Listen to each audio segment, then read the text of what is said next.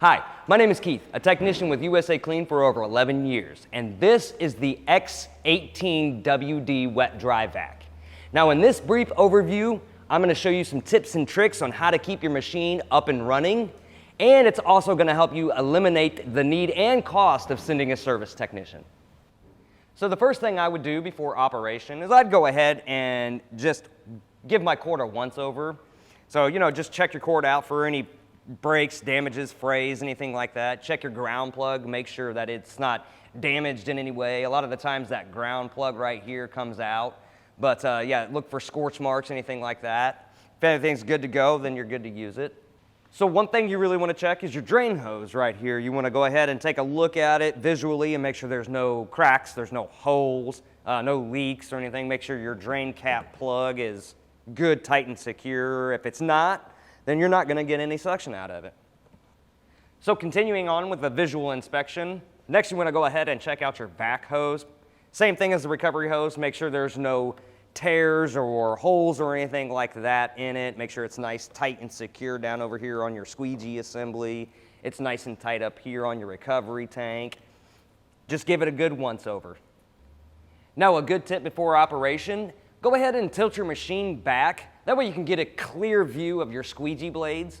Look at your squeegee blades, make sure they're not worn or damaged in any way. If they need clean, take a cloth and just clean them out like that. And while you're under here, you can also check out your caster wheels too. Make sure they're not damaged in any way.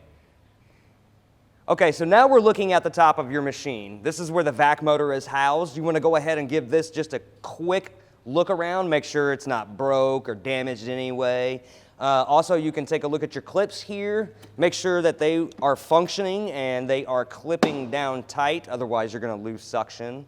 Right here is your on and off switch, your power switch. Go ahead and look at this for any damage or anything like that too.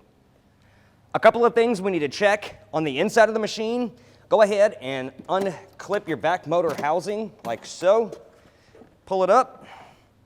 Pull up your filter. Make sure your filter is clean and free of debris. Set that back down in here. Now, right here on the vac motor housing, there is a ball float inside here. Go ahead and make sure this is free and clean and that the ball float moves up and down freely. Now we're looking at the inside of the recovery tank. Now what you want to check out in here is to make sure before operation that you've cleaned this out. Just go ahead, open up the drain hose and just rinse it out real good to keep all that dirt and grime out of there. Now if you purchase your machine brand new from floorcare.biz, you're going to get some attachments with it. You're going to get an extended hose. You're going to get a plethora of wet dry wand attachments.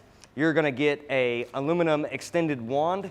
And you're also going to get a mesh filter. This is when you use the wet option on your wet dry vac. And that pretty much covers this machine. Once again, my name is Keith. For all the parts listed in today's video and thousands of diagrams and how-to repair guides, be sure to click the link in the description below or visit us on the web at USACLEAN.com. Now, if you liked what you watched, go ahead and click that like button and subscribe for future videos. Stay safe and thanks for watching.